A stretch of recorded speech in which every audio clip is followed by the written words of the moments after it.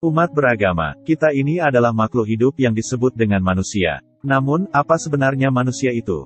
Beberapa ahli memiliki pendapat mengenai pengertian dari manusia. Dikutip dari pengertiandefinisi.com, ada beberapa pengertian mengenai manusia, seperti A. Paula J.C. dan Janet W.K. Menurut Paula J.C. dan Janet W.K. manusia merupakan makhluk yang terbuka, bebas memilih makna di dalam setiap situasi, mengemban tanggung jawab atas setiap keputusan, yang hidup secara berkelanjutan, serta turut menyusun pola hubungan antar sesama dan unggul multidimensional dengan berbagai kemungkinan.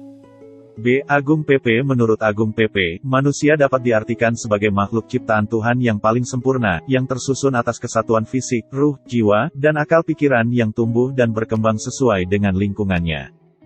C. RB Sentanu. Menurut RB Sentanu, manusia merupakan makhluk sebaik-baiknya yang diciptakan oleh Tuhan. Bahkan, dapat dikatakan manusia merupakan ciptaan Tuhan yang paling sempurna jika dibandingkan dengan makhluk ciptaannya yang lain. Dari pengertian tersebut, kita dapat menarik kesimpulan bahwa manusia merupakan makhluk ciptaan Tuhan yang terdiri dari fisik, jasmani, ruh, jiwa, dan akal budi. Selain itu, manusia diciptakan dengan memiliki makna dan tanggung jawab atas hidupnya dan lingkungan sekitar. Oleh sebab itu, setiap manusia yang hidup pastilah memiliki makna dan tanggung jawab yang diembannya. Tidak ada seorang pun manusia hidup tanpa memiliki makna dan tanggung jawab. Tugas kita adalah mencari makna hidup kita dan bertanggung jawab atas kehidupan kita guna mencapai kebahagiaan sejati. Selain itu, perlu diingat pula bahwa manusia memiliki akal budi untuk berpikir. Sehingga sejak dahulu kala, manusia selalu berpikir mengenai hal-hal yang ada di dunia ini. Siapa pencipta dari segala yang ada? Siapa yang menciptakan matahari, laut, gunung, serta alam sekitarnya? Setelah mati apa yang akan dialami oleh manusia? Dan pertanyaan lainnya. Karena pertanyaan-pertanyaan mendasar tersebut, manusia mulai berpikir bahwa pasti ada sosok yang menciptakan itu semua. Maka muncullah kepercayaan-kepercayaan guna menjawabi pertanyaan-pertanyaan tersebut. Kepercayaan ini lahir jauh sebelum agama. Agustin Fuentes yang dikutip oleh Tarmizi Abbas, 2020, berpendapat bahwa kepercayaan timbul karena, pertama, sebagai antropolog, Fuentes mengungkap kepercayaan sebagai sesuatu yang berjangkar langsung pada pengalaman umat manusia dalam memperkuat struktur sosial dan menunjang kehidupan sehari-hari mereka. Kedua, sebagai ilmuwan evolusi, Fuentes menelaah apa yang mendasari kemampuan manusia untuk percaya, human capacity to believe, melalui faktor internal dan eksternal seperti gen, ekologi, sejarah, dan tingkah laku. Selain itu, menurut Fuentes, agama sendiri baru muncul sekitar 8.000 sampai 4.000 tahun yang lalu. Kemunculan agama ini ditandai oleh penciptaan makna, meaning making, mengenai sesuatu yang transenden, seperti Tuhan, dewa, atau entitas ilahiyah lainnya yang dipercaya berandil dalam menentukan nasib manusia. Kepercayaan yang ada di Indonesia. Diambil dari kumparan.com, hingga tahun 2017 terdapat 187 aliran kepercayaan yang ada di Indonesia. Dalam tabel ini ditunjukkan, semua aliran kepercayaan yang terdapat di Indonesia, sesuai dengan daerah asal dari kepercayaan tersebut. Berikut ini beberapa aliran kepercayaan yang ada di Indonesia. 1. Kejawen, dari Jawa. 2. Sunda Wiwitan, dari Banten.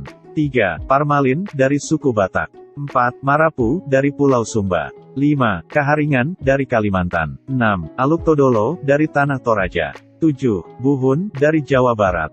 Agama yang diakui di Indonesia. Di dunia ini ada banyak sekali agama yang ada, setidaknya ada 4.200 agama yang berkembang di seluruh dunia. Namun di Indonesia, hanya 5 agama saja yang diakui oleh negara Indonesia, di antaranya adalah 1. Agama Islam. Mayoritas penduduk Indonesia memeluk agama Islam dengan jumlah kurang lebih 207 juta jiwa. Dengan ini, Indonesia menjadi negara terbesar yang penduduknya sebagian besar beragama Islam. Islam sendiri menjadi agama terbesar kedua di dunia setelah agama Kristen. Kitab dari agama Islam adalah Al-Quran. Tempat ibadah agama Islam berada di masjid. Agama ini didirikan oleh Muhammad SAW pada abad ke-7 atau kurang lebih tahun 610 Masehi. 2. Agama Kristen. Agama Kristen merupakan agama terbesar yang ada di seluruh dunia, dengan jumlah pengikut total kurang lebih 2,5 miliar jiwa. Kitab suci agama Kristen adalah Alkitab. Kristen sendiri yang ada di Indonesia adalah Kristen Katolik, Kristen Protestan, dan Kristen Ortodoks Timur. Tempat ibadah agama Kristen disebut dengan gereja. Agama Kristen didirikan oleh Tuhan Yesus Kristus pada tahun kurang lebih 33 Masehi. 3. Agama Hindu. Agama Hindu menjadi agama terbesar ketiga di dunia setelah Kristen dan Islam, dengan jumlah pengikut kurang lebih 1,15 miliar jiwa. Hindu sendiri menjadi salah satu agama tertua di dunia dan juga memiliki sejarah yang paling panjang di Indonesia. Penganut terbesar di Indonesia berada di Pulau Bali. Kitab suci agama Hindu adalah Weda atau Veda. Tempat ibadahnya adalah pura. Fakta menarik adalah tidak diketahuinya siapa pendiri dari agama Hindu. 4. Agama Buddha. Agama Buddha menjadi agama terbesar keempat di dunia dengan jumlah pengikut kurang lebih 521 juta jiwa. Agama Buddha merupakan salah satu agama tertua yang ada di dunia dan juga di Indonesia, yang berasal dari India. Kitab suci agama Buddha adalah Tripitaka dengan tempat ibadah berada di vihara. Pendiri agama Buddha adalah Siddhartha Gautama. 5. Agama Konghucu. Agama Konghucu merupakan agama asli dari orang Tionghoa yang dibawa ke Indonesia ketika merantau. Kitab suci agama Konghucu adalah Shishu Wujing dan tempat ibadahnya di Klenteng atau Litang.